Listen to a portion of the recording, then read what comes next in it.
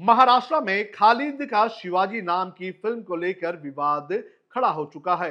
हिंदू संगठनों द्वारा trailer launch होने के बाद मूवी की रिलीज का विरोध करते हुए उसे बैन करने की मांग की गई है। फिल्म का विरोध कर रहे संगठनों से मिलने के बाद राज्य के सांस्कृतिक मामलों के मंत्री एडवोकेट आशीष शेलार ने भी कड़ा बयान दिया है। शेलार ने कहा है कि इतिहास से छेड़छाड़ किसी भी हालत में बर्दाश्त नहीं किया जाएगा। फिल्म खालिद का शिवाजी के संबंध में प्राप्त शिकायतों को गंभीरता से लेते हुए राज्य सरकार ने केंद्र सरकार से फिल्म को तुरंत दोबारा जांच के लिए भेजने का अनुरोध किया है। खालिद का शिवाजी एक मराठी मूवी है। फिल्म निर्माताओं का दावा है कि ये सत्य घटना पर आधारित है। मूवी में कुछ संवाद हिंदी में भी है। आइए आपको बताते हैं कि क्या है ये पूरा मामला और क्यों हो रहा है इस मूवी पर विवाद। नमस्कार, आप देख रहे हैं लोकमत हिंदी। मेरा नाम है सोनू कनौजिया। सबसे पहले बात करेंगे इस फिल्म के विषय के बारे में। खालिद का शिवाजी निर्देशक राज प्रीतम मोरे द्वारा बनाई गई फिल्म है, जिन्होंने 2019 में अपनी मराठी फिल्म खिस्सा के लिए निर्देशक की सर्वश्रेष्ठ पहली गैर फीचर फिल्म श्रेणी में राष्ट्रीय फिल्म पुरस्कार जीता था। इसी हफ्ते रिलीज होने वाली उनकी नवीनतम फिल्म एक मुस्लिम लड़के के बारे में है, जो जीवन के अनुभव से छत्रपति शिवाजी महाराज के बारे में सीखता है। फिल्म के 2.3 मिनट के ट्रेलर ने लोगों को नाराज कर दिया है। विदर्भ के वर्धा जिले में रहने वाले खालिद नाम के एक लड़के की कहानी को यह फिल्म दिखाती है, जो एक छात्र के रूप में उसके जीवन के अनुभव और शिवाजी महाराज के प्रति उसकी प्रशंसा पर केंद्रित है। सार्वजनिक रूप से उपलब्ध फुटेज के आधार पर फिल्म में खालिद को उसके सहपाठियों द्वारा अफजल खान कहकर ताना मारते हुए दिखाया गया है, जो शिवाजी महाराज द्वारा मारा गया आदिलशाही सेनापति था और महाराष्ट्र में उससे बहुत ही नफरत के रूप में देखा जाता है। शिवाजी के 35% सैनिक थे मुस्लिम। फिल्म में एक वॉइस ओवर में बताया गया है कि शिवाजी महाराज के 35% सैनिक मुस्लिम थे। उनके 11 अंगरक्षक मुस्लिम समुदाय से थे। शिवाजी महाराज ने मराठा राजगद्दी के स्थान रायगढ़ में अपने सैनिकों के लिए एक मस्जिद भी बनवाई थी। फिल्म में एक किरदार कहता हुआ सुनाई देता है कि सच्चा राजा वो होता है जो धर्म में विश्वास नहीं रखता। सच्चा राजा वो होता है जो पूरी दुनिया के धर्म का पालन करता है। फिल्म में खालिद नाम के किरदार को शिवाजी महाराज का वेश धारण करते हुए भी दिखाया गया है। अब दक्षिणपंथी समूह क्यों है नाराज, ये भी आपको बता देते हैं। इंडियन एक्सप्रेस की रिपोर्ट के अनुसार महाराष्ट्र में छत्रपति शिवाजी महाराज के चित्रण को लेकर चल रहा विवाद धर्मनिरपेक्ष प्रगतिशील समूह और दक्षिणपंथी हिंदू संगठनों के बीच एक लंबे समय से चल रहा वैचारिक संघर्ष है। यह विवाद मुख्यतः इस बात पर है कि शिवाजी महाराज किस विचारधारा के थे।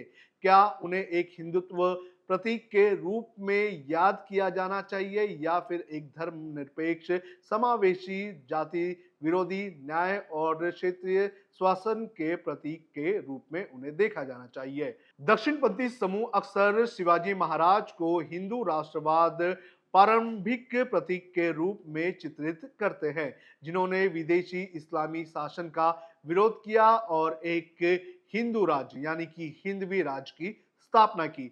हालांकि धर्मनिरपेक्ष विचारों, इतिहासकारों और वामपंथियों ने इस विवरण को चुनौती दी है। उन्होंने तर्क दिया है कि शिवाजी महाराज मुस्लिम विरोधी नहीं थे, बल्कि उत्पीड़न विरोधी थे।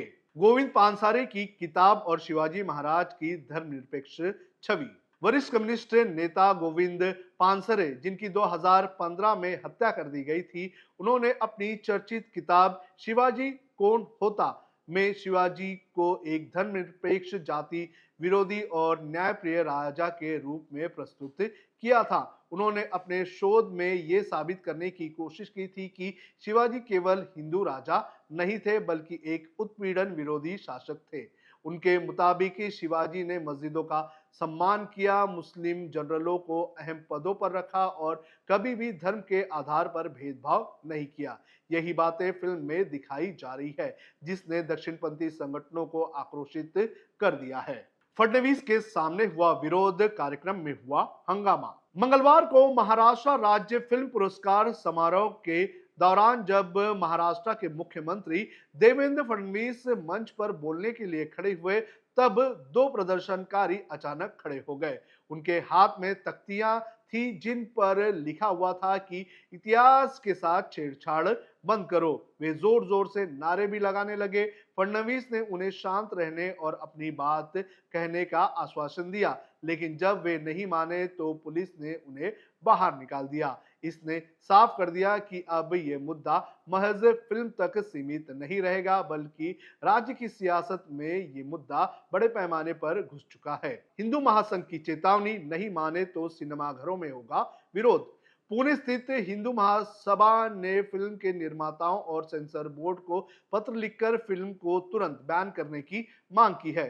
संगठन के प्रमुख आनंद दवे ने कहा है कि फिल्म इतिहास को तोड़ मड़ोड़ कर शिवाजी महाराज को धर्मनिरपेक्ष दिखाने का प्रयास करती हुई नजर आ रही है। ये हमें मंजूर नहीं है। अगर फिल्म रिलीज हुई तो हम थिएटर में प्रदर्शन करेंगे। उन्होंने सिनेमा घरों को भी चेतावनी दी है कि वे फिल्म दिखाना बंद करें, खासकर पुणे और ग्रामीण इलाकों में। उनका कहना है कि यदि फिल्म दिखाई गई तो संगठन सिनेमा हॉल में जाकर शिवाजी महाराज के असली इतिहास पर व्याख्यान देने का काम करेंगे। फिल्म बनाम विचारधारा, सेंसर बोर्ड अब आगे क्या कर सकता है? अब बड़ा सवाल ये उठ रहा है कि क्या सेंसर बोर्ड इस फिल्म को दोबारा जांचेगा? क्या सरकार इस फिल्म को लेकर सख्त कार्रवाई करेगी, या क्या विरोध सिर्फ एक राजनीतिक नैरेटिव को मजबूत करने की कोशिश है? फिल्म खालिद का शिवाजी ने सिर्फ एक धार्मिक या ऐतिहासिक विवाद नहीं खड़ा किया है, इसने भारत के लोकतंत्र में अभिव्यक्ति की स्वतंत्रता और विचारधारा की लड़ाई को फिर से सतह पर ला दिया है। अब इस विवाद का क्या निष्कर्ष निकल सकता है, ये भी आपको बता देते हैं। छत्रपति शिवाजी महाराज का नाम, एक व्यक्तित्व इतना विशाल है कि हर विचारधारा उन्हें अपने अनुसार पेश करना चाहती है। लेकिन यह समझना जरूरी है कि एक ऐतिहासिक व्यक्तित्व को किसी एक धर्म, जाति या राजनीतिक विचारधारा में समेटना उनके जीवन के व्यापक दृष्टिकोण का अपमान है। खालिद का शिवाजी इसी बहस को केंद्र में लाती है। यह फिल्म नई पीढ़ी को शिवाजी के प्रति एक अलग नजरिए से सोचने को मजबूर करती है, और यही बात कुछ लोगों को चुभ रही है। अब देखना यह है कि इस फिल्म का भविष्य क्या रहेगा, बैन, बहस या इसमें बदलाव किए जाएंगे। आपको क्या लगता है? आप हमें कमेंट करके जरूर बताएं।